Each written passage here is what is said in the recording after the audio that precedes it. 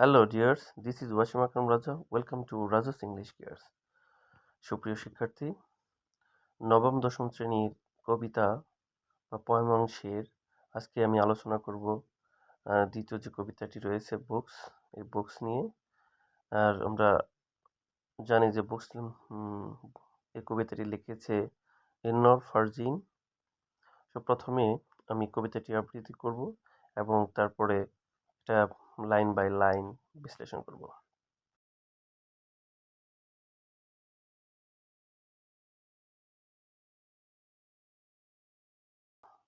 What worlds of wonders are our books, as one opens them and looks. New ideas and people rise in our fancies and our eyes. The room we sit in melts away, and we find ourselves at play with someone who, before the end, may become our sudden friend. Or we sail along the page to some other land or race. Here is our body in the chair, but our mind is over there. Each book is a magic box, which with a trust are sealed and locks. In between there's outside cover, books hold all things for their lovers. কবিতাটি 4 স্তবকের 16 লাইনের একটি কবিতা। কবিতাটির লেখক হচ্ছে ইলনর ফার্জিন, যিনি ছিলেন একজন ইংরেজি শিশুতোষ গল্প, নাটক ও কবিতা, জীবনী, ইতিহাস ও অন্যান্য ব্যঙ্গাত্মক বইয়ের লেখক। তিনি 1881 সালে জন্মগ্রহণ করেন। এখন আমি এই কবিতাটির প্রতিটি লাইন আমরা বিশ্লেষণ করব। What's worlds of wonders are our book. আমাদের বইগুলো বিশ্বের কেমন আশ্চর্য জিনিস।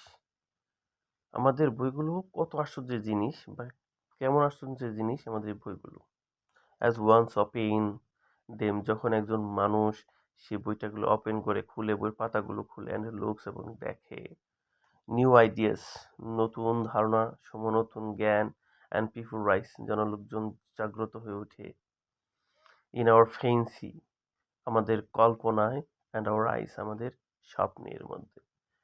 এই এই স্ট্যান্জার মধ্যে কবি বইয়ের যে অসাধারণ একটা ক্ষমতা রয়েছে, মানুষ যখন বইগুলো খুলে, বইগুলো পড়ে, তখন তার মধ্যে একটা মানুষত্ব জেগে ওঠে এবং তার মধ্যে একটা স্বপ্ন এবং একটা কল্পনা বা এগুলো তার চোখের মধ্যে ফুটে ওঠে। এই কথাই বলা হয়েছে। The rooms we seat in melts away and we find our self at play.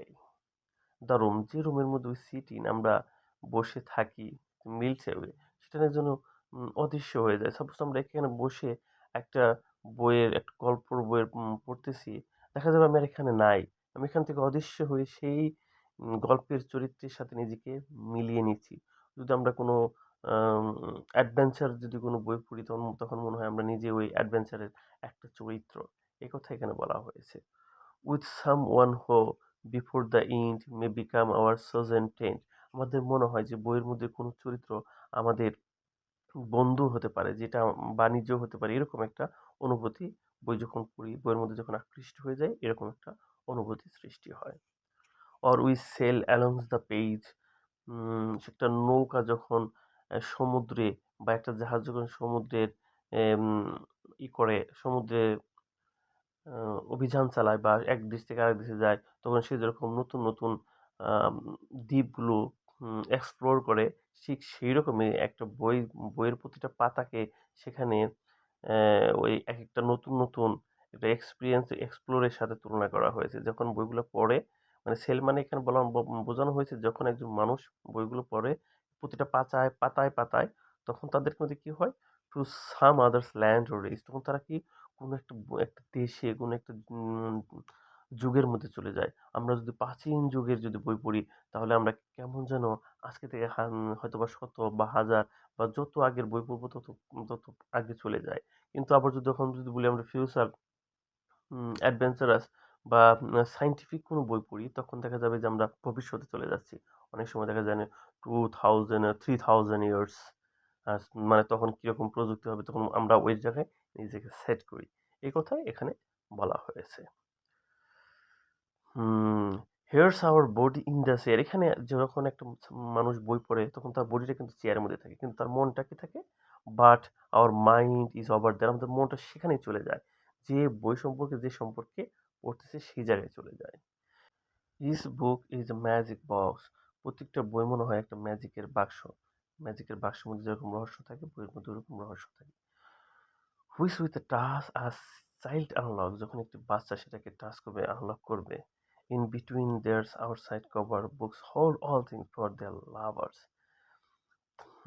যখন স্পর্শ করবে তাদের বইয়ের কাভারের মাঝখানে বই তাদের প্রেমিকাদের সবকিছু দেয় বা সবকিছু ধারণ করে।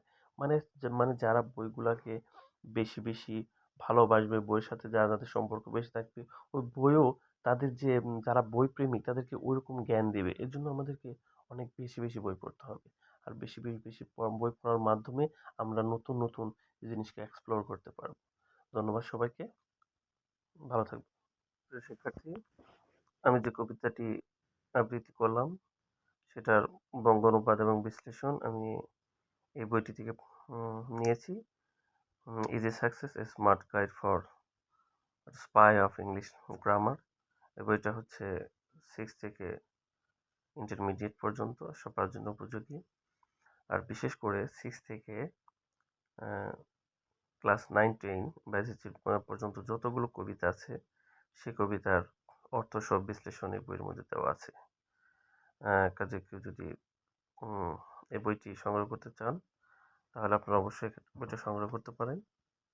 এখানে আপনারা কুরিয়ারের মাধ্যমেও বইটা সংগ্রহ করতে পারেন। কুরিয়ার জন্য যদি আপনাদের আগ্রহ থাকে তাহলে